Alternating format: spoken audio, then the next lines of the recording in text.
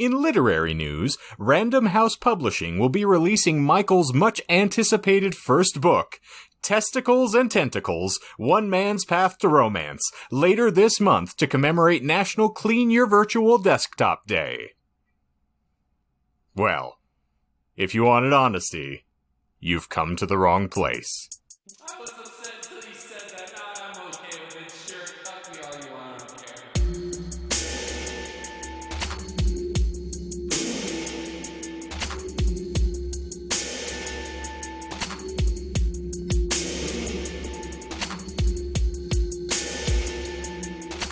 Thank you, Warren, because I like my Blu-rays.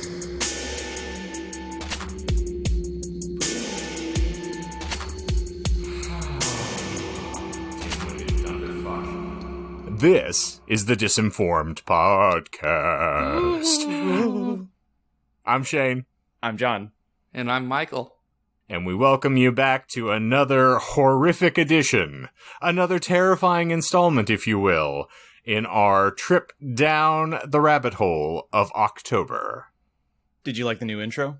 Oh The yeah, music? it tickled me in all the appropriate places on my taint. Very spooky. I really, well, one, because if the listeners don't know, that was mine. I made that. It took me 10 minutes, and it sounds like it.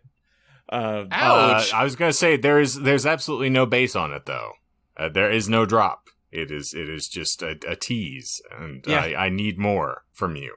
I am now working on our official theme, Okay. our own intro music, and it's strange because I don't make beats, as you can very well hear from what I sent you guys.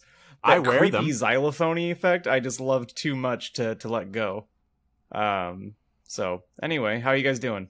I am living the dream, friends. Yeah, you're a houseplant now. That's what they tell me. I don't even know what year it is. It's I 2020. mean, when do you ever? And it's been 2020 for 7 years. That it has.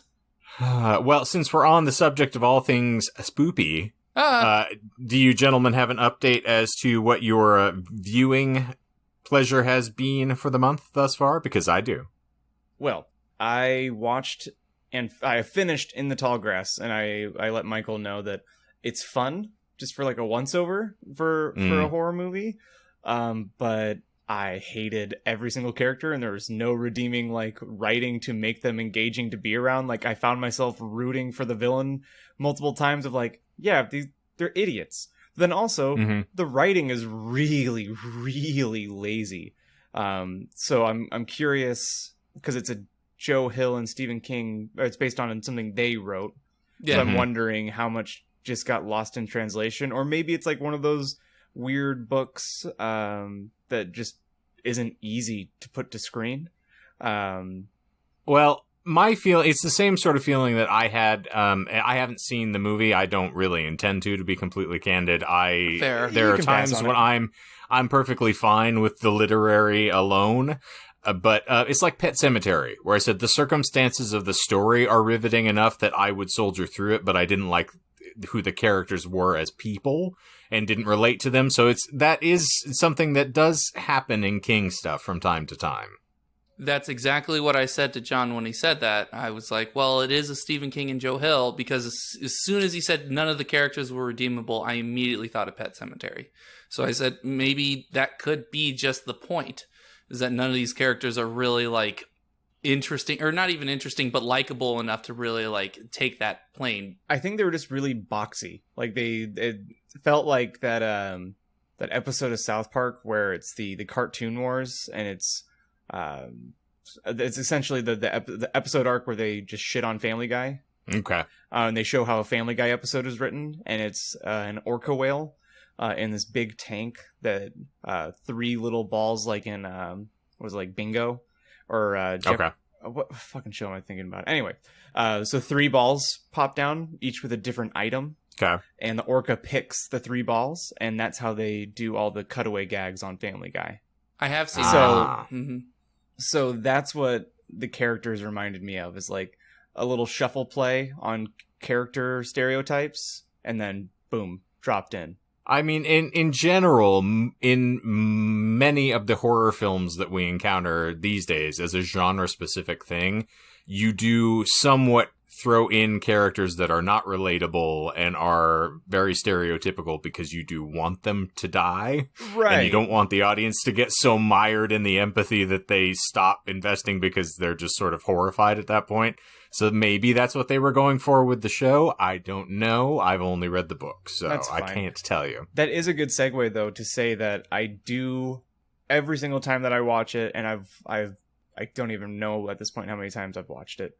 That's exactly why I like Cabin in the Woods. Mm-hmm. Cabin in the Woods is such a fun horror movie because it's so purposefully meta. And also you get to see a Thor era Hemsworth. Mm-hmm. And I think, if I remember correctly, it was filmed before he did Thor, but then released after the fact. So you got, because of just how Joss Whedon and who's the other dude who did fucking Buffy? Drew Goddard? Not Drew Goddard. I don't know. What? Yeah. Okay, it doesn't matter. Cabin in the Woods is fun. Yes. And then, since I went on a tangent, I started watching the Japanese version of The Ring after we talked about it.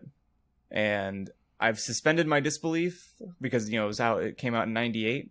I think you guys, or Shane, you nailed it 100%, where there are different things that scare us based on continent. Because there's a lot of moments in there where I know how you watched, when you watch movies, like you feel the beats where you're like, oh, I was supposed to feel scared there. Mm-hmm. And I was like, that wasn't scary at all. Yeah. In fact, I found myself getting bored because I was like, I kind of prefer the American version because I connected to the scares there better, so it kept me engaged and coming back. Yeah.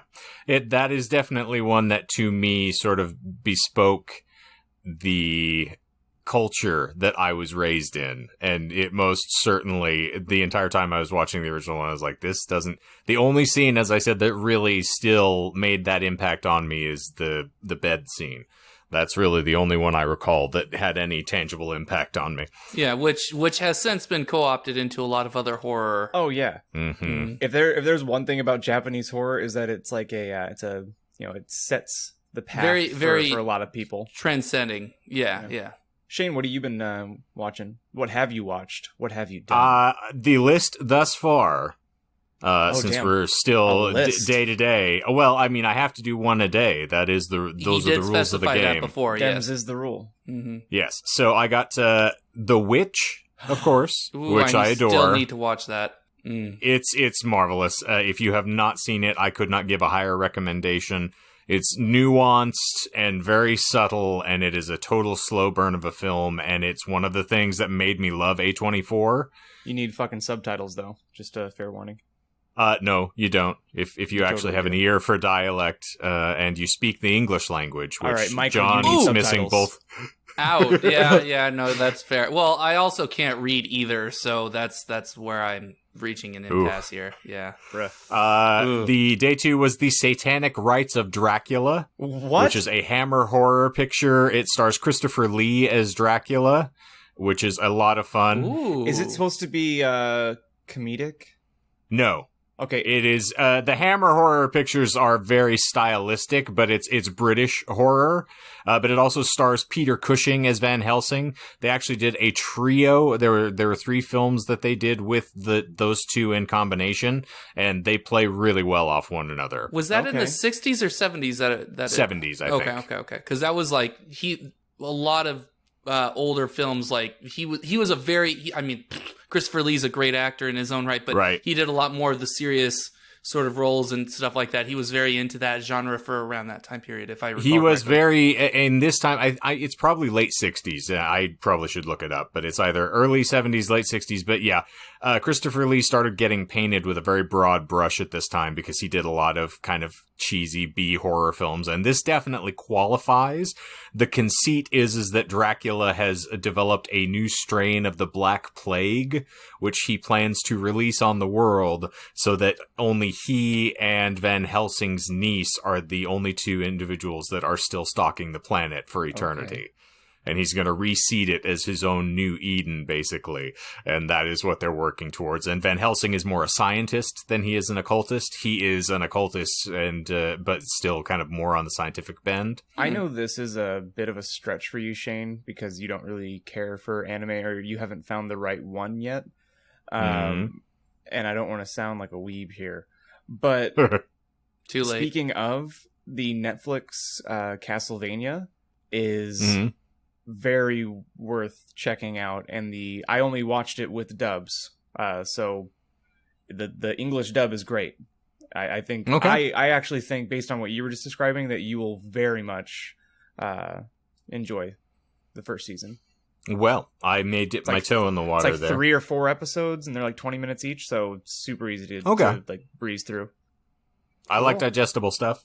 Then we'll round this out quickly. Some of these are the old favorites. Sinister, of course, which is John and I spent an entire podcast episode talking about this back in the day, but I still hold true to the fact I think that is a 60% perfect film.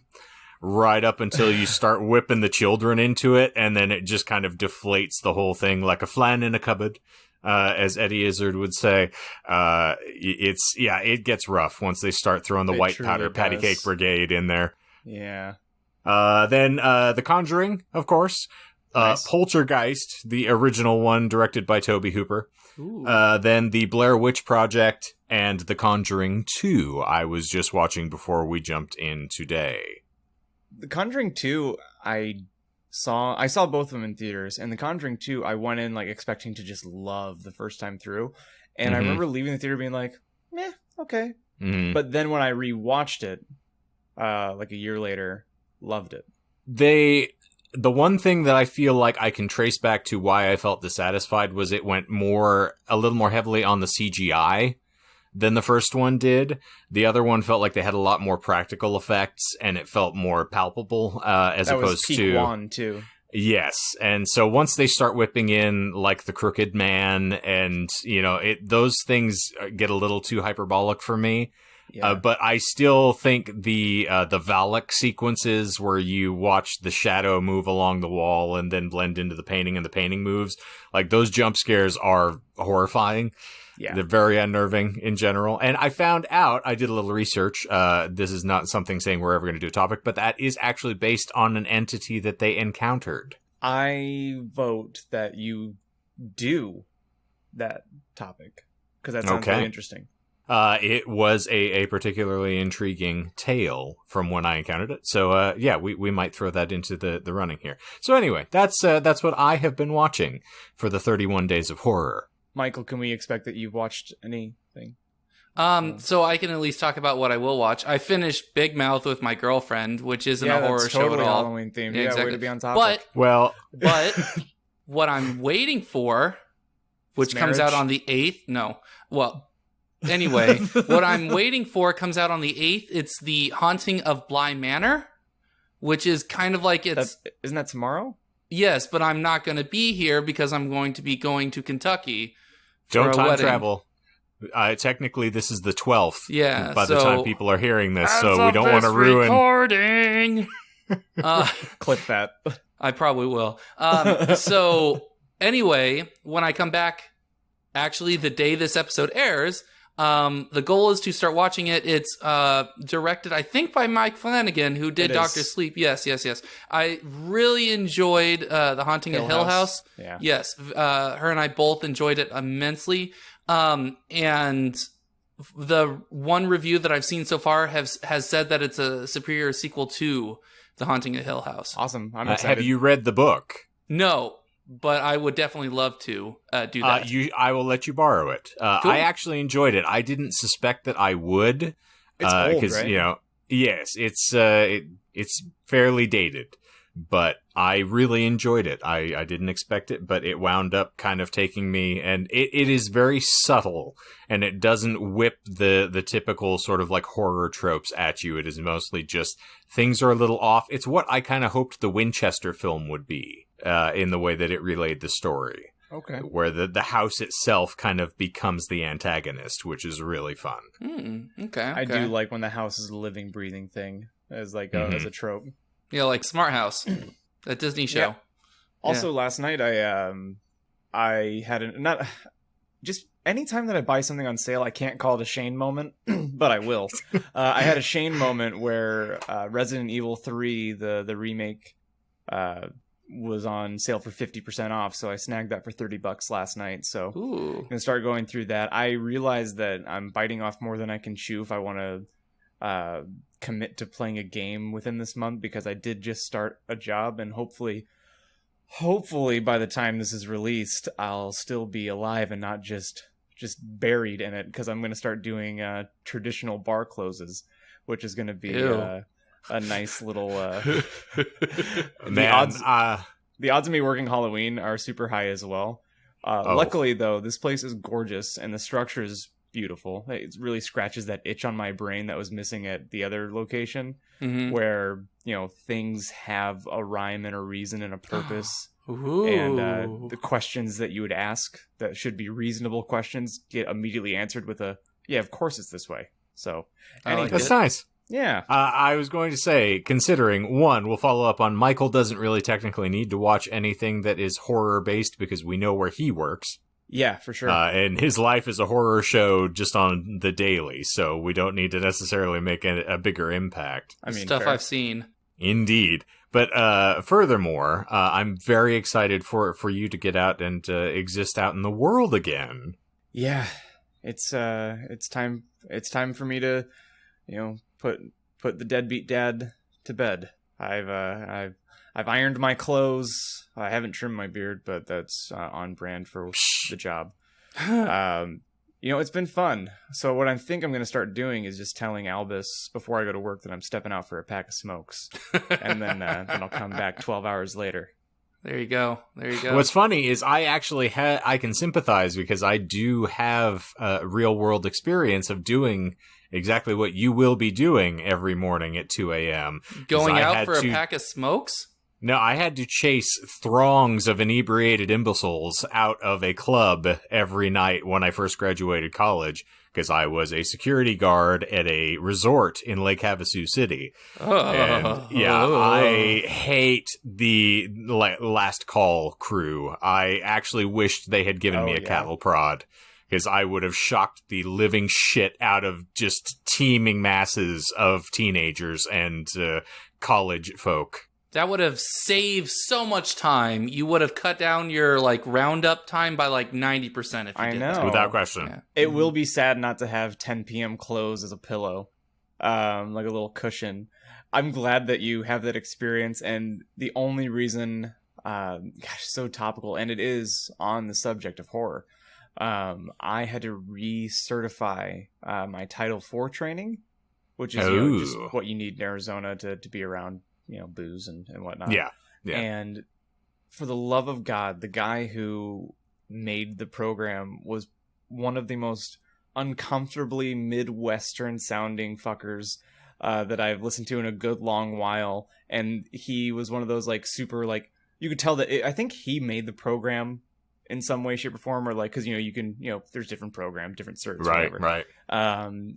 He made his own videos, little example videos for scenarios, and I was listening to him on my headphones, and every time he said okay, it's like, okay, all right, all right, so I'm gonna need some ID. All right. Now, did you start interjecting because you thought you were on the podcast? Yes, I did. There's a couple times where he'd say something like, that would never fucking happen, Will. It just wouldn't happen. Just waiting for you to start screaming at the screen, Michael, you dumb bastard. Was it Dunderfuck? Beta male cuck. Yeah. Dunderfuck. Yes. Dunderfuck. That's my new Did you paper like company. that I ended it with you saying Dunderfuck? I mean, if you're going to include anything from me, it has to either be crass or insensitive, so I'm glad you went with crass for the first one. Yeah. Guys, listeners, we have, since last week, we have on our Google Drive an immense amount of clips that Michael has taken since the podcast has been a thing, and it makes me legitimately lose my fucking mind to read the titles. I think my favorite one from last week, I think is what made me cry, is John tells Shane it's okay to off himself or something. Yes. And it's just me saying, well, you could do it if you wanted. Yeah, I was like, I can't get rid of me. I'm stuck with me. You're like, oh, you can do it if you wanted. Let's see. I'm trying to look at other things. John thinks highly of Stormy Daniels. John's vibrator at work. Let's see. Shane ASMR. Keep some of them. Yeah, keep some of them a little, to the vest here. Mike reveals a deep truth about himself. Shane is nice to Mike. It's one of my favorites. Oh, I see. That one time. Shane warns against stream crossing. Shane's solution to mouthing off. Yes. Just squirt him in the face. I'm just very proud of these titles. I come up with them all myself, and it's the one wonderful. brilliant mark of my life. I love it. On the sperm of the moment, as Michael is so fond of saying. For sure. I wish you give me too much credit. Speaking of things, coming into fruition, I John thought you and were I going to say, have. speaking of giving me too much credit. I mean, technically, you did come up with the concept for this podcast, so I suppose that's as far down as we can go. Yes. Since John and I are now both trying to hit the segue at the same time, apparently we have done a couple of these I episodes. was gonna say it's fucking clockwork. He and I are a bit too wired together. If only we could find a brain that works that we're sharing, we would be much better off. But unfortunately, we're just going to continue to struggle along with this half-functioning one. Yeah. That short circuit life. Faux show. Well, for those who are uninitiated to the general, idea of this show, what we typically do here is we will present a random esoteric topic for your consumption and consideration, and in the midst of explaining it to one another, the host for the episode will leaven in the occasional lie to throw you off the scent of all things rational, and so it is then incumbent upon the co-hosts, and for you listening at home playing the home game, to call out the lies in situ and holler posse or go, ah, in hopes of, earning some non-existent points to reward you for your due diligence and your rational thoughts. And so, for this evening's very spooky installment, we're going to present to you something that spawned from the anus of the internet and took Twitters by the storm. We bring you Dear David. Hello?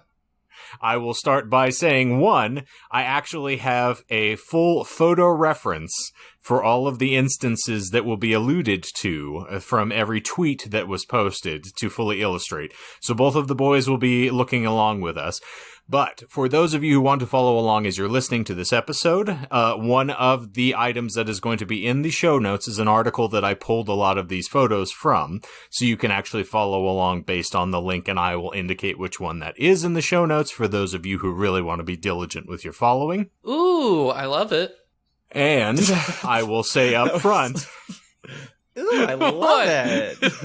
I loved it. It was cool. Lubricate my taint before you tickle me, big boy. Whoa. Let's not get that far that early. They said I didn't need the rectal exam every time I'm here, but I insisted. You gotta keep clean. Also, I just realized that I can pull up what you sent us to my phone instead of the laptop, so let's do that. It's a good idea. All right. And as we all know, you are what you eat, and Michael's an asshole. So, why do you speak such truths?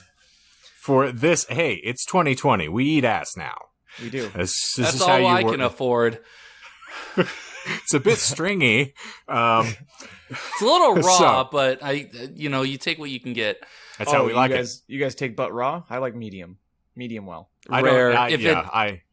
If it moves, I'm good with it. I want it to be bleeding when I'm in there. Oh, Jesus Christ. So better than crispy. Blood Lube 2020 is running on the Republican ticket. So, for everyone who wants to follow along, and gentlemen, I don't want this to be as daunting as you would expect, but I have 7 pages of notes here.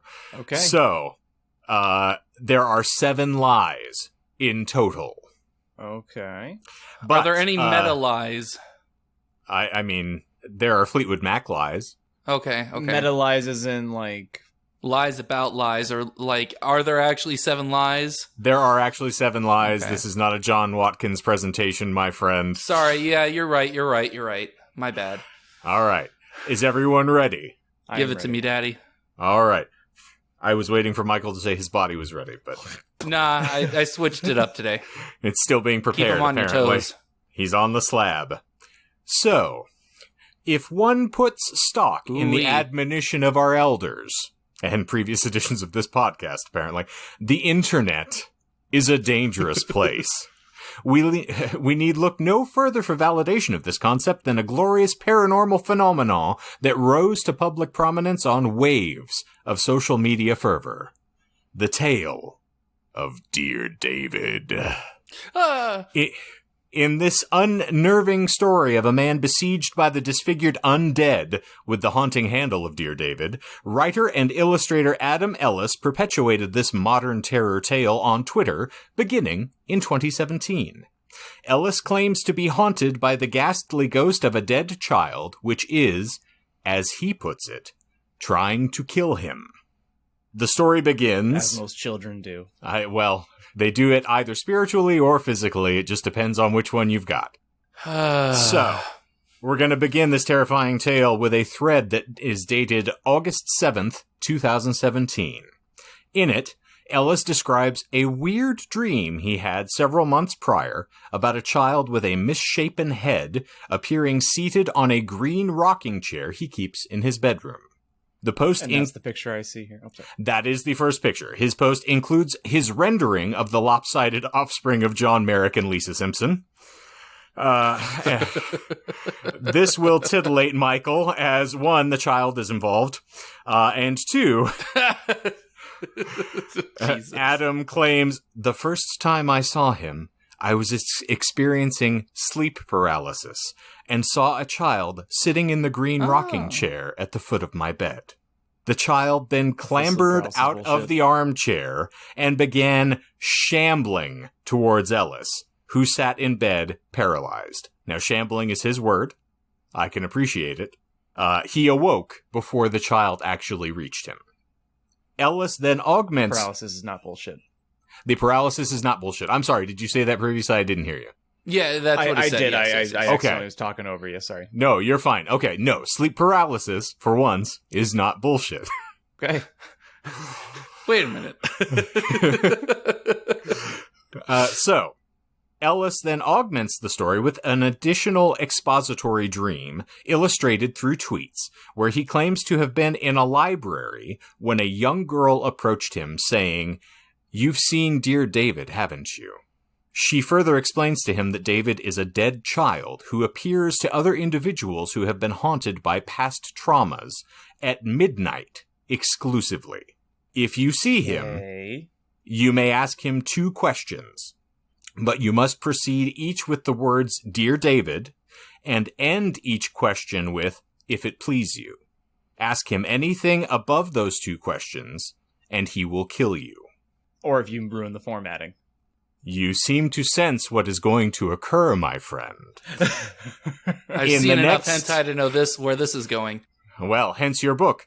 In the next dream, where he encounters David, Ellis, ever the explorer, then attempts a few volleys with questions like, "Dear David, how did you die, if it please you?" David mumbles, "An accident in a store." Ellis asks what occurred, and David groans, "A shelf was pushed on my head." Then, enveloped in the tale, Ellis seals his fate by asking, "Who pushed the shelf?"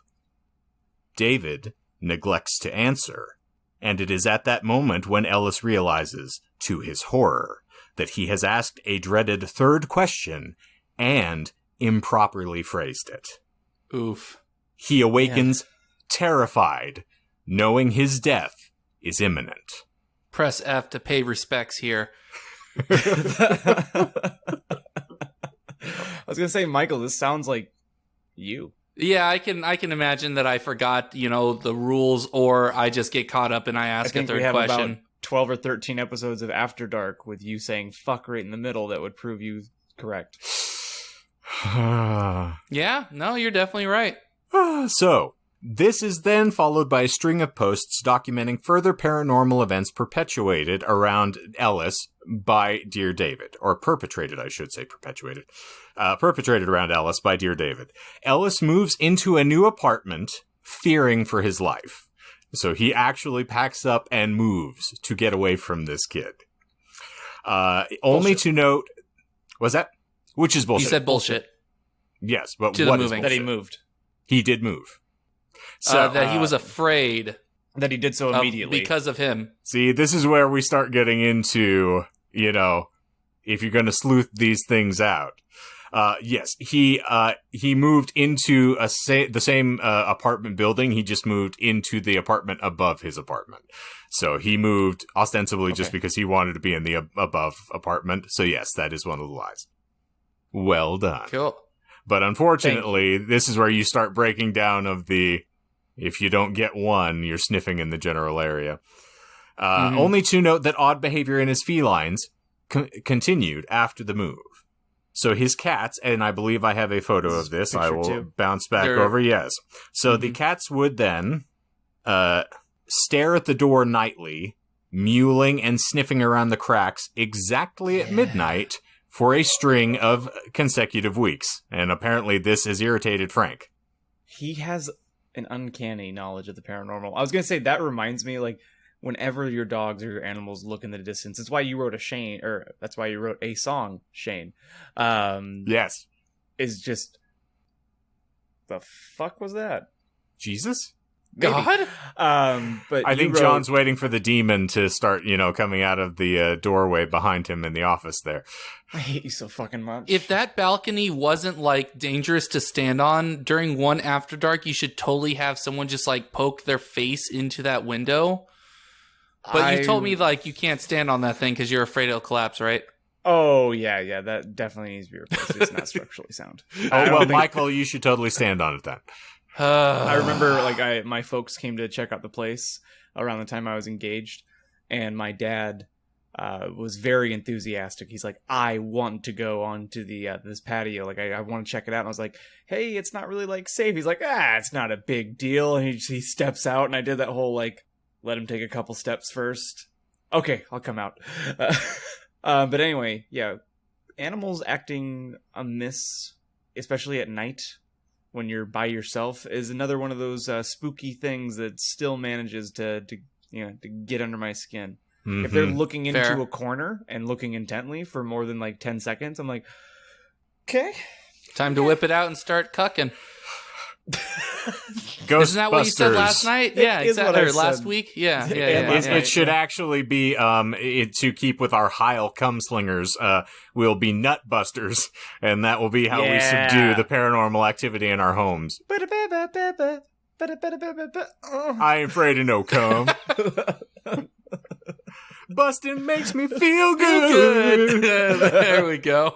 Yes. All right. So, hey, he's seen that movie. I have. This was then, if we don't do this, we're going to be here till 3 a.m. I have so much material to get through. Okay, please don't go. This was followed by Ellis posting photographs of a spectral entity, which is really, it looks like a shadow. You'll see this as you start scrolling through the photos. So I am. And we have, of course, I will help on commentarying on some of these, that he's holding like a clock up at 12:03 with the cat by the door and things like that, which is a lot of fun. And then he takes a photograph of the hallway outside of his apartment, and he's looking out and he sees like a little shadow essentially in the corner here, which he feels it's not seen in another photograph later. So anyway, I'll dive into this as we're looking. But so he viewed through the peephole of his front door. He debunked several commenters who questioned whether or not his cats were reacting to another animal in the building, essentially, indicating that he lives in an apartment inside a converted duplex, so there's no way that an animal would get inside. Ellis then begins to document the activity, inspired no doubt by the Paranormal Activity film franchise. Right. He procures a recording app to document noises in his apartment as he sleeps. Some random noises were captured, mostly innocuous sounds like creaks and clanking glass, things like this. He next takes a series of Polaroids throughout his apartment, and in a disturbing development, pun totally intended, discovered that photos of the hallway where the entity was previously seen all develop completely blacked out. This leads to the posting of a series of photographs, which you gentlemen will be seeing now, where his apartment is completely illuminated, but the doorway going into the hallway is completely black. Some interested Twitter followers then took to their computers to play with the images, and once they adjusted the contrast, they discovered a full-body, shadowy humanoid figure looming in front of the doorway. Fuck me, this is terrifying. Yeah, isn't that fun? Now, granted... The pictures, I think... Seriously, if you're listening at home right now, or wherever you listen, unless you're like behind the wheel of the vehicle, you really, really should just pull up the pictures that we're looking at, because it definitely sets the vibe. Yes. They're very evocative. They're very descriptive. Are you on the right page, Michael? Yeah. Because... Are you sure you're not just looking at porn again? We've talked about this. You can't watch porn while recording the podcast. He can masturbate to anything. We've proven this. I'm literally weird. masturbating to this video or to these photos right now. I find it so weird that I have to tell you this multiple times. Oh, yeah, most of the time it's off air. David. Oh, what is that shadowy figure in that Polaroid? Oh, yeah, it's got enough curves. Just wait, it's gonna get better. Okay, sorry. We'll stop getting in your fucking way. No, you're fine. But this also, for this particular photo, what you're probably thinking of as well is for anyone who's seen the Insidious franchise, where they have the tiptoe through the tulips bit where the shadow's dancing in the living room. That is exactly what this thing looks like in the doorway once the contrast gets adjusted. It's horrifying. Yeah. Anyway, so he tries, at the behest of his followers, drawing a line of protection in salt in front of his door to ward off evil entities, even going so far as to burn white sage and perform a string of incantations that one of his followers, purportedly a Wiccan high priestess, because there's enough of those floating around these days, provided him. Ooh. All of these efforts were for naught, as the problems persisted. Following the burning of the sage, Ellis had his first dream of David in months, where he views the boy through a haze of smoke across the room. David, still chair-bound, simply stares at Ellis. Ellis did note that David seemed somewhat physically diminished, but the dream left him rattled, and he took it as a bad omen. From here, the madness escalates. Ellis continues to experience paranormal events in his home, including items falling off of walls with no one around them, lights turning off and on their own, and then drinking glasses moving across tables, his television turning on by itself to staticky channels, and even a series of phone calls that he receives from a masked number. Is the TV turning on to random static a lie? It is indeed. Well caught. Nice. Thank you. That's the fucking ring, bro. Or Poltergeist. Yes, I was going to say. Did this all take place in 2017? Mm-hmm. I think 2017 it to started 2018. in 2017, yes. Yep. Okay, I was checking that was a fact. All of this took place between, I think, August 2017 and essentially January 2018 is the primary timeline we're going to detail here. For sure. So, Ellis then claims to have answered one of the masked phone calls, only to be met by minutes of static. But after a time, the static died away, and Ellis heard a small and plaintive voice say, "Hello." Hello? Hello? There was no inflection in the greeting to indicate a question or a hello. Ellis then implies that there was an unnerving knowledge in the statement. Ooh. Ellis also continued to have fitful dreams, one in particular, which would lead to several ominous discoveries. One night, hold on a second. What about this insidious knowledge? What about this knowledge? Is that bullshit? How can you?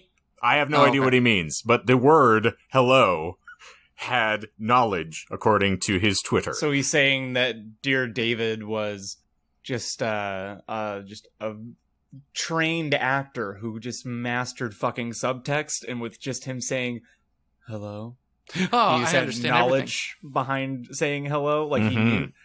I think Ellis is a bit of a cunt. I think he also just knows his phone number and decided to give him a call. Maybe that's what we're referring to. But no, that is from his tweet. That is not something I made up. Okay. So, Ellis had continued to have fitful dreams, one in particular, which would lead to several ominous discoveries. One night, he had a dream that Dear David was dragging him through an abandoned warehouse by his arm. He didn't know why he was unable to fight David in the dream, or how David was strong enough to move his dead weight, but he writes this off as the illogic of dreams. Okay.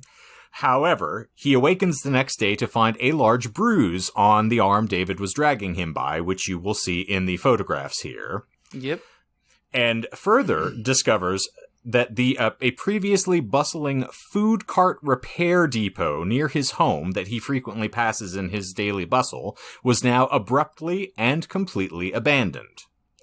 Against his better judgment, he enters the warehouse to discover that it bears if it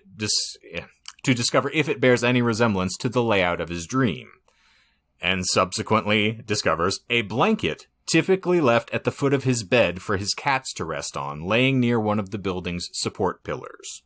Terrified, Ellis flees the building. You actually have pictures of this as well, because he photographed as he was going into the two building. buildings? Or Yes. the two pictures of the building, yeah. Yep. He tries to write off the events as a nightmare while sleepwalking, and so assuming that would be why the blanket made it out there. But he then leaves town soon after to try to get away from these circumstances for a while and just sort of detoxify his spirit. He takes a trip to Japan for several weeks, where he then encounters a bizarre statue which resembles his drawing of David. There will be a photograph of this as well. Yes, Japan. Seriously? Yes. I went to Japan. What? What does he do for a living? He works for BuzzFeed, I think, at the time. Oh, yeah, that makes sense. So at what point did he find Dear David on Reddit and then steal it as his own original idea as most of BuzzFeed content? It's a very good question. Ouch. Damn, that was salty. Ooh-wee. Wow, Michael's the worst hype man in the whole of human history. Yeah, you could kind of get him if you wanted to, if you felt like it, Dad. Ooh. Yeah, I mean, if you're feeling up to it, I guess you could. I'm kind of behind you, but like it's up to you. I don't want to push you, but I'm kind of behind you, but like I'm also a little bit to the left. So if you do the trust fall, I mean, like you could do it if you wanted to do it. I don't know if I'll be able to react in time, but like, I'll at least try, but you'll probably end up falling on your back. I don't know. I can't help you there. I was more pointing out the fact that you are standing behind going, oh yeah, you insulted him. Did everyone hear? He's insulted his character. Oh boy. Oh no. He sure told him. Oh, ouchie. Gracious. Okay. Oh, you're going to need ice for that burn. Oh boy. Thanks, you need Morty. some burn ointment? Oh, jeez. And back to the topic. I feel like I've got the bird flu here, and you know where that comes from. Japan. So... The trip is not as vital to the tale as the purchase that precipitated it. So to enable him to keep an eye on his cats while he traveled, Ellis purchased a pet cam to monitor his home. Over the course of several months, the pet cam then begins to monitor strange occurrences in his home. The aforementioned items moving around on their own, things falling off of the wall, etc. A specific instance sees the green rocking chair he previously kept in his bedroom, the one David initially appeared to him on, in a static state, and then begin to rock on its own. He continues to experience ghastly dreams. One evening, he turns over to see a severed head with the remains of a spinal column laying on the pillow next to him. And Frank does not like that. No. Stern point of fact, he does not. According to his tweets, Ellis screamed, "What happened to you?" And the head smiled at him and groaned, "It feels great." What picture should I be on right now? I'm going to call bullshit on that part. That just sound... No? Nope. No bullshit. Are we It one feels picture past great. the warehouse? We are, yes, at the picture past the statue. Yes. Yeah, because the statue was supposed to be creepy from Japan because Yeah. it has the deformed head. Yes. So now the next one will have a little doodle in the upper right hand side here. Cool. Just making Which sure you'll that get I'm to. following. Yes, I'm like I said, I'm floating back and forth here, so I'll try to keep on top of it. Ellis then encounters a strange series of noises while he passes the abandoned warehouse. And elects to take a photograph of the building through a window which is above his head level. So he holds his phone up and just snaps a photo through the window and then brings it down to look at it. The photo yields more evidence of a spectral attachment to Ellis, as it reveals David's disembodied head floating in the photograph. Now, the picture I have included shows what people depicted, so they drew over the top of it initially to give you an idea of where to look. Okay. And then the next photograph will be one that was just brightened to kind of give you a better contrast, I believe. Oh. That hurts my lower back. Oh, that chair?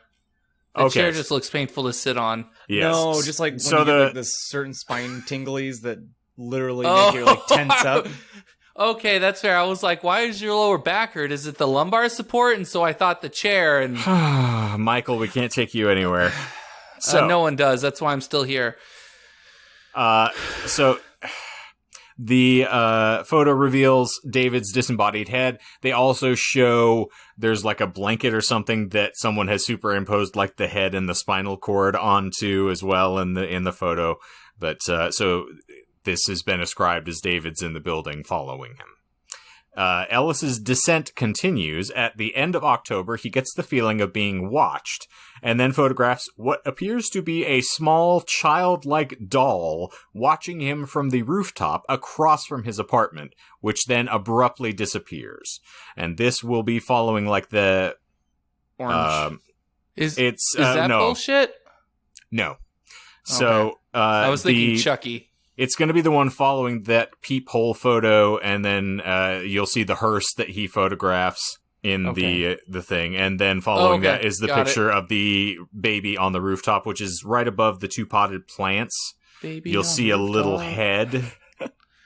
Sorry, it just sounded like a catchy sort of this is jingle. I the don't worst Michael ADD that I could have triggered at Why all. did you give him pretty pictures to look at? I don't know. This is a bad idea.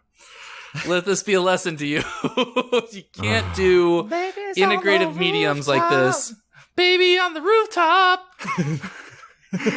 Baby Yes, I'm gonna on clip it for rooftop you. tonight. Okay. So, then, on November the 5th, his first unsettling bit of photographic evidence was captured. Ellis experienced another bout of sleep paralysis while being observed by David, but claims that in the dream, as David began to move off of the chair, straining credulity, he was able to manipulate his fingers and photograph him using his phone. Ellis disregarded this as just another aspect of the dream, but then, upon awaking, discovered 3 dark photographs of a hollow-eyed, doll-like child observing him from a chair, then walking towards him.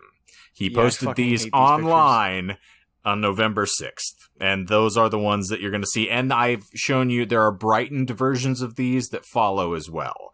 So you can actually get better. So the first 3 are the darkened ones. The next 3 are ones that folks have doctored to brighten them up. Yeah, that's pretty scary stuff. Now, I will say, it to me looks very much like a doll.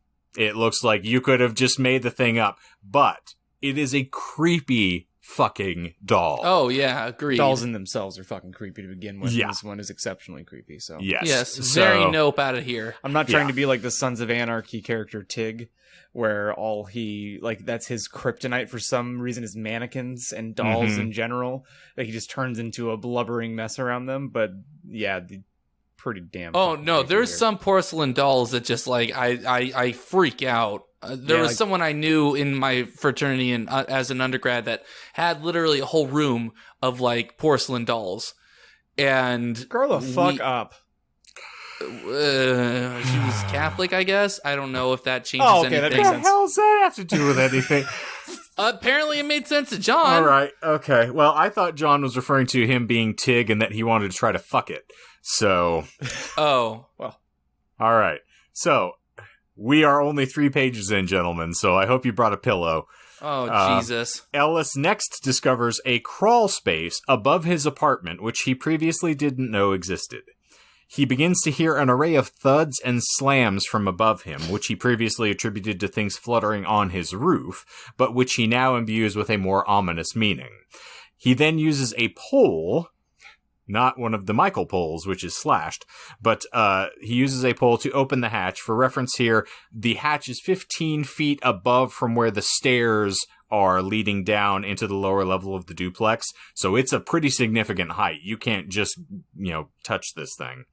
And I believe there are photographs of this as well. So there's one of the hatch itself, and then there's the 3 feet of space there being explained. All right, and he has the Twitter link I included there is of the video of him pushing the hatch open with the pole, if you're inclined to see that. But as he lifts it with the pole, and it takes a while to get to it, so you might not see it by the time I do the unveil here, but out of the hatch drops an old, decrepit child's leather shoe. Ah! When his landlord then investigates the space as well, he discovers an old green marble, which is apparently David's favorite color, with a divot on the top of it, which resembles David's collapsed skull. Spoopy. Indeed.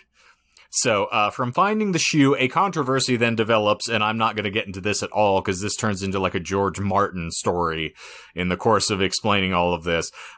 There are folks who believe they discovered who Dear David was. There's like an entire sub-thread here where folks discuss a child who is described as Little Lord Fauntleroy. what? That is a made-up name. You would think. But yeah, there's a whole subplot to this where they think they've found this child and how he died because there was a similar circumstance to how this thing passed away. I'm not even going to get into it because it is way too much of a sidebar. The first thing I thought of when you said George Martin was that there's either a lot of fucking or there's a lot of dying. And I mean, he might fuck it. I don't know. I mean, it's a shoe. It's got a hole, so All right. Might as well.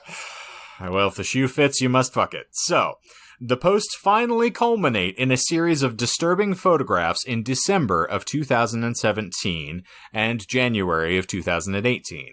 Ellis, despondent and overwhelmed by insomnia after continually experiencing these horrific dreams, elects to install a time-lapse app on his phone, which will take photographs every 60 seconds. Presumably he has this thing plugged into a power source. And I'm told that my internet connection is unstable, Right. which means I may be doing a slow burn right now. Who knows? Did you get all that? I Yes. got all that. Cool. He then trains the camera on his bed and goes to sleep. He then awakens to find a series of photographs documenting David appearing out of nowhere, standing on the chair at the foot of Ellis's bed, simply observing him. Then, through a series of photos, David appears to collapse and then disappear again, only to then reappear directly next to the bed, which he then crawls on top of. David stares down at Ellis for a time, and then turns to stare directly at the camera. The final photograph in the series, and the one that unnerves me more than anything in this entire saga, is a close-up of the side of David's head from directly beneath the camera. And that is a realistic looking fucking head. Yeah, if they got a doll, they are doing some exquisite, Walking Dead level version of the makeup effects here. True dat. Whew. Ooh. Yes. Yeah, that's it's pretty scary. Yeah. That's a big nope from me, sir. No, thank you. Big nope. You So, guys have me looking at thanks, my come fucking again. patio window every 40 fucking seconds now. I hate you Gotti. All right. Oh, boy. To quote Ellis's tweet on December 12th, following the photo posts, "I'm at a loss for words. That malformed ear, that stringy hair. I didn't even know what to think. I looked all over my room, but couldn't find anything. John, of course, you can sympathize with this. Yeah. And honestly, I've been so exhausted that I didn't even know how to process it. Even now, all I want to do is sleep. Bruh. True 2020 vibe. Totally. So he then travels to Montana for the Christmas holiday to visit his family, only to feel that he was being watched at night. He discovers both animal and human tracks in the snow, and I'm putting quotes around human there, around his family's home, which there are photos of this as well. For those playing the home game. I would say that definitely looks like a human. Like, yes. What else could it look like? It also also looks like shoes. would take nothing for him to just walk around in a circle and then come back and photograph it. I know that. Yes, I know. I'm just saying. Well, I mean, another thing that I will give him credit for is that they do look small. They are so smaller. It's not like yes. I do like the approach that we all have here. I feel like Michael in particular, it's like the healthy skepticism, but still suspension of disbelief. Like me, I personally am embracing just. It's like the no sleep subreddit where just the stories, they're bullshit, but some of them, they're just so well written, and they're in first person, which is a really effective way to deliver it. So I'm enjoying it. Well, after I failed last week to really get in and calling bullshit for something stupid because I was getting out of the story, I don't want to do that. I don't want to be boring. I appreciate more so that. than I usually am. Now, gentlemen, yes. I hope you have not scrolled ahead to the next picture yet. If you have, I already did. I'm on whatever. pictures. Continue. Good. Well, John, just brace for impact on this. All right. So finally. Okay. Having returned home from the holiday trip, Ellis indicated he began having nightmares again, with David hovering in the corner by the ceiling far off the ground. He was mouthing something, but I couldn't hear any words. Then, he was hovering above my bed, staring down at me, his mouth moving faster than it should be. I couldn't move, I could only look up at him. Suddenly, he plummeted downward, and I felt this huge pressure crash onto my chest. I woke up gasping, the wind completely knocked out of me. I sat up and looked around frantically, heaving for air, but there was nothing. When I caught my breath, I retrieved my phone from the dresser. The photo roll showed nothing of note save for the last photo, taken just moments before. This photo shows David, in motion, plummeting from the ceiling towards Ellis. Spoopy.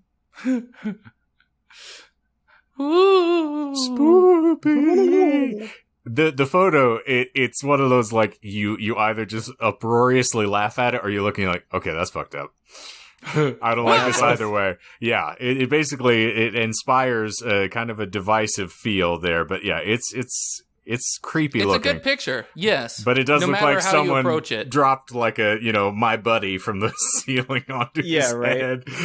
All right. A defective my buddy. From this moment onward, folks began to speculate that David has possessed Ellis.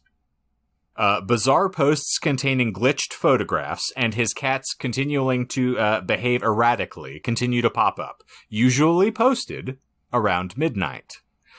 Finally, Ellis posts simply, "Everything is fine," in lowercase lettering, with strange spacing between is and fine on February 3rd, 2018. This led to a wealth of speculation about Ellis's mental state, because normally he is grammatically accurate. He tends to write out fairly lengthy and well-composed posts. He then later went on to post on February 14th, Valentine's Day. And also Arizona's anniversary of statehood. Yeah, no one cares. So he says, "Please don't worry about me. I'm okay, and everything will be like it was before." Also, it included a emoticon, another oddity, since Ellis hadn't used anything resembling an emoji in any of his previous threads. This tweet seems to strengthen the idea that David had possessed Ellis, or at the very least taken over his Twitter. After a series of cat videos, which folks again attribute to David posting, the story seems to stall. So much so that it looked like it had ended entirely. About a month after the last February video, Ellis tweeted that he was alive and well and that things had just been quiet. His Twitter feed also returned to normal, featuring comics, photographs, and messages unconnected to the ghost story. Then, on June 6th, The Wrap broke the news that a Dear David movie is in the works. Ellis also confirmed the news on Twitter. He then told The Wrap that what he's been experiencing is absolutely real. Not everyone on Twitter believes him, of course, but, well, do with that what you will. Whatever the case, it is clear that Dear David isn't quite finished with Ellis, or the rest of us, just yet. Bum, bum, bum. So that, ladies and germaphobes, is the tale of Dear David. Okay. Yeah. Does the movie have a release date? Not thus far, or at least not that I have seen. I say that primarily because, of course, everything is being, like, delayed and rerouted these days. So, Right. Through that. you never know Yeah. when stuff is going to be released, but... Let's see. That is something I do remember. There was okay, I think I had mentioned this prior. I did watch a YouTube video on this like last year or something. I'll probably have it included in the show notes just because it goes a little, it's a separate type of deep dive. It goes a little bit more onto the Skeptical video side? aspect of it. Okay. But it's definitely something like if you the listener are more interested in it, you can watch it on your own. I can't remember. There's a couple of YouTubers that I watch that are kind of the spoopy sort of channels that cover these sort of things. I can't remember which one, but I'll go look it up as I'm editing it, and it'll probably be in the show notes. But Yeah, Well, I'm I know looking up this, everything. There's no ironclad thing. So I this... say this because I didn't get a single lie. And, yeah, I failed horribly. there is no such thing as failure in this room, my friend. Look who you're sitting with. Myself? We'll call it the chat room, the overall room. That's antiquated phrase. Oh, okay. I made myself almost hyperventilate from crying after burning you on our group message. When you were like, you, Michael, said to me, your opinions are just as valued as mine in this chat. And I responded back with, ouch. That was sitting, good. I was sitting next to Becky, and I was literally like just cackling so hard, tears are running down my face, and she goes, "What the fuck is going on?" And I showed her the message. She goes, "That's pretty deep." It was good. Yes. I had a hearty chuckle there. Yes. Anyway, Shane, what are the lies? Well, I will say I was desperate because I know this was super text heavy, and if you're not looking at the photos as you're playing along, like, this might be a bit cumbersome. So hopefully we were still trying to, I wasn't just forcing you through and not killing all of our normal organic jokes and conversation. So I was sitting here going like, I don't want this to be a 2-hour episode. I don't want Stanford Prison to be a doll that floats down from the ceiling and strangles us. Train spotting, yeah. You'd think. So, of the 7 lies, we have 2 that have been caught. Anyone want to take additional stabs here? Nothing else stood out?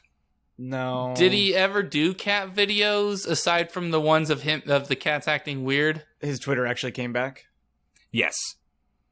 So, he did do cat videos, shot them fairly routinely, but a lot of them were just the cats over by the door, making weird noises and just kind of, floating about.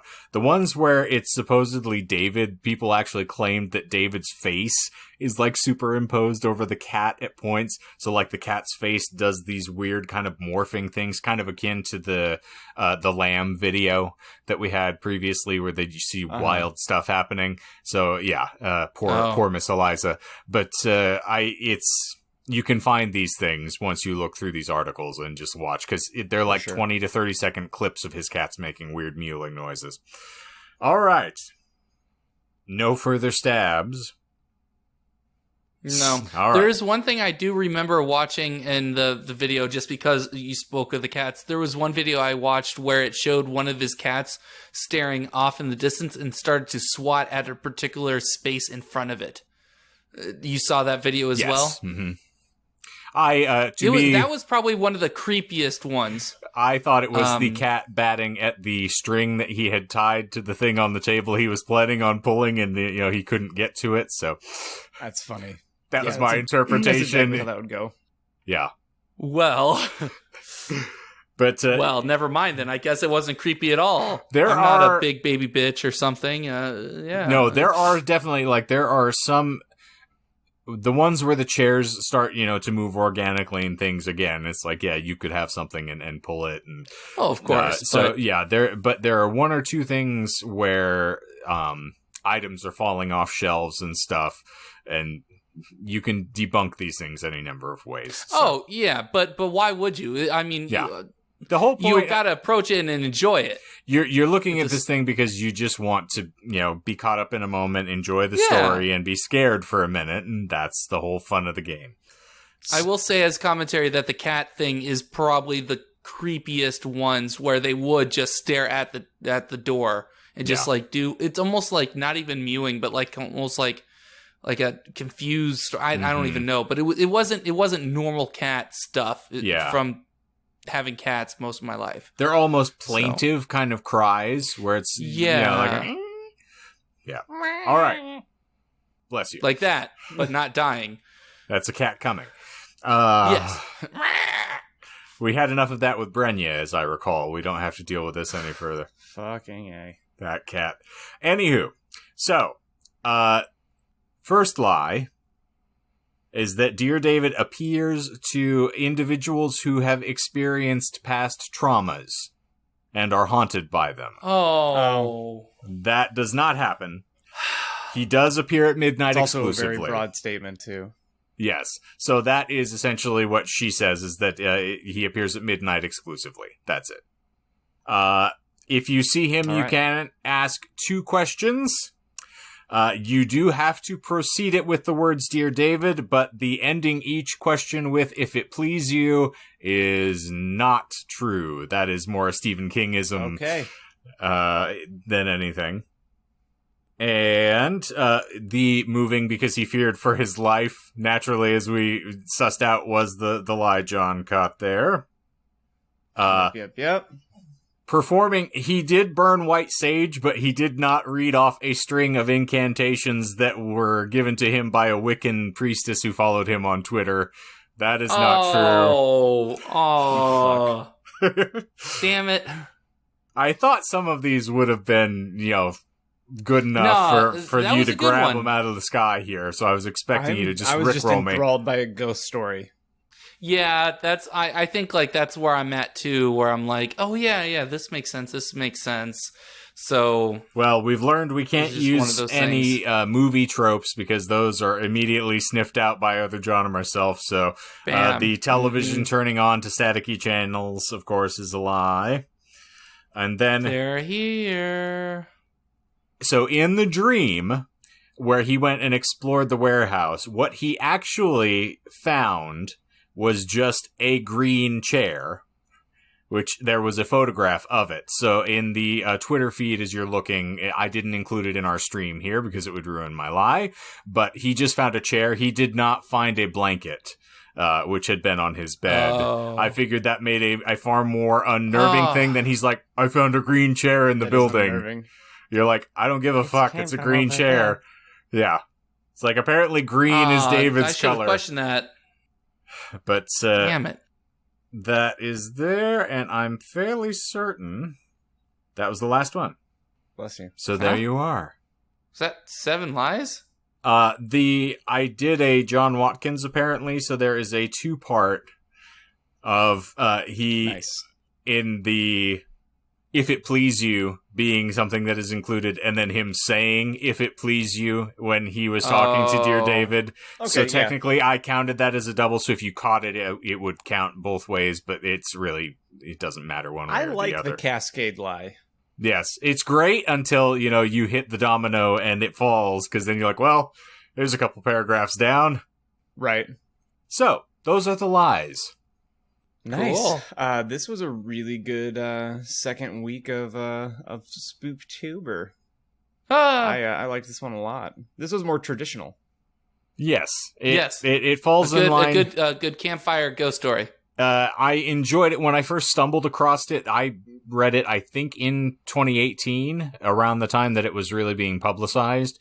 And I remember feeling particularly unnerved once you started seeing the photos of the doll in the chair that's, walking towards him. And then when you got the close-up of the head next to the camera, I was like, okay, that's very, very unnerving. I do not feel like I want to get too far into this. Like, it's stupid, and the rest of the things look really ludicrous, particularly when it's like the doll dropping from the ceiling. You can very easily kind of fall out of the moment. Yeah. But a couple of them are very, very sort of unsettling. We'll say that. For sure. So I mentioned before we rolled that I've been doing something recently while we record. Mm-hmm. Masturbating. I do that all the time. That's not new. That might surprise you, gentlemen, because I have been, I think, a subtle season 2 arc until now that I'm shedding a light on it is that John is more prepared than usual. Sorry, I thought you were being spoopy there. No, racist. I have been keeping notes the entire time, or for the past 3 or 4 episodes in real time while we record. I'll jot little things down so that I don't forget talking points. Or in this case, you said 7 lies, so I just knocked them off as we got them. So also at some point, I don't know why it doesn't even matter how hard I try. I had an idea while you were presenting, Shane, to ask you guys if you'd seen the original or the full length, the extended Thriller music video, and if we talked about that. I have seen it. Probably at some point. I can't remember if I've seen just the normal one or the extended, but something tells me I have. How long is the extended? I want to say it's about 7 or 10 minutes. Yes, and the reason being, and it's interesting that you bring this up, because since we're going to have our arc continue and we're going to bring up Joe Rogan, so I discovered that through that Rick Baker, who designed all of the creature effects for An American Werewolf in London, did the metamorphosing effects and the zombie makeup for the characters, for all of the things in Thriller. Oh! Based on the fact, and that is why you will notice that Michael Jackson turns into kind of like a weird cat-like kind of creature. Yeah. Because they didn't want to be one note and make it a wolf, so they changed the makeup slightly so that it wouldn't just be a rehash of the American Werewolf, but it was because of the popularity of American Werewolf in London that they elected to bring him in for that. Nice. Well, if That's you haven't pretty cool. seen it, Michael, or if you haven't seen it in a while, I thought I was being punked one Halloween party ago where they're like, hey, have you seen that video? I was like, I'm not going to watch this video. It's not real. There's no extended version. And then I was pleasantly surprised. It's a lot of fun. I think what we were watching was Too Many Cooks. And that's why when someone recommended after watching Too Many Cooks to watch the extended Thriller video, I was like, you're fucking with me. This is a comedy or an Adult Swim, late night thing that they put together. Also, one more thing. Well, for those who are listening right now, they've tuned into an episode of Too Many Cucks. Have you guys ever, because I mentioned r/no sleep, have you guys encountered one-sentence horror stories? I know of it, but I have not really read into it that much. I've read Gorbadal. I'm a fairly literate gentleman, so I have encountered these. Oh. Also... So yes, I'm a sophisticant. And how? So next week, I've said this at the tail end of every episode for a month. We've landed. We're just doing open forum, Stephen King, why we dig him. So I can actually suggest at least 1 or 2 ideas. because I've been thinking about this, I had a hair up my ass the other day. get a Yes, lot I of know. I those. love using that. Yes.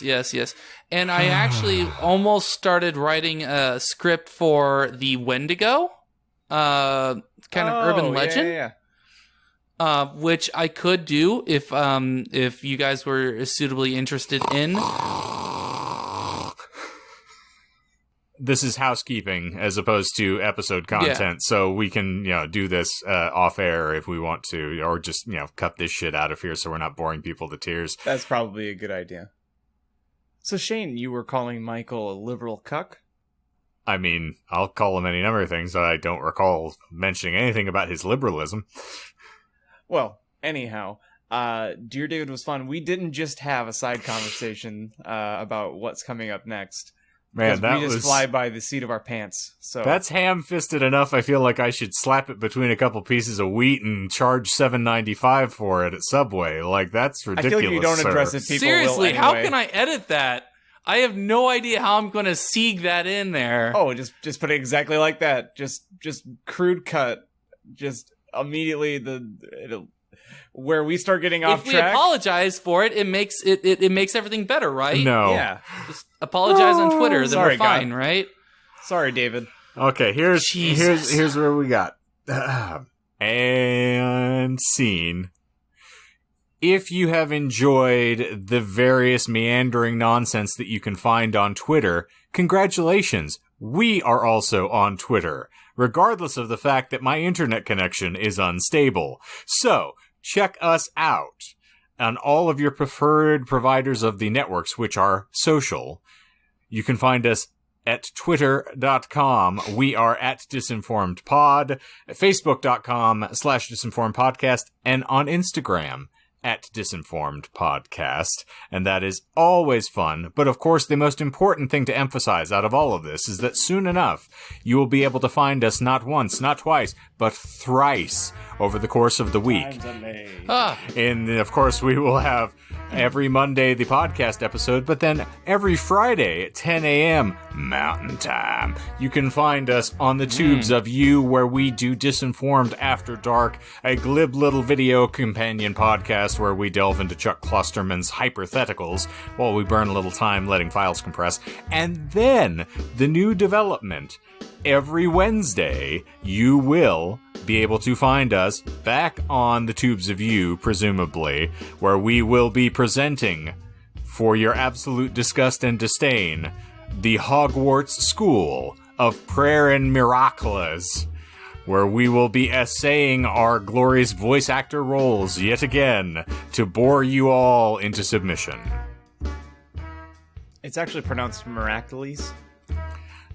Miraculous! It's the Scottish pronunciation is miraculous. I just love. He's my favorite Greek hero, Miraculous. Yes. And you gotta be careful around his ankles. And I'm Michael. It's Lovecraft. My cracklies. Oh, we've driven Shane Hand to me, the please. drink. I was gonna say, this episode, I want to kill it, but it would be the undead at this point. Oh, it's been dead for too long, man. Yeah. Alright. Well, Oh boy, please. for the light of the... Oh my god. For the night of the living dimwits, that is the Disinformed Podcast. I am Shane. I'm John. And I'm Michael. So long! And good night.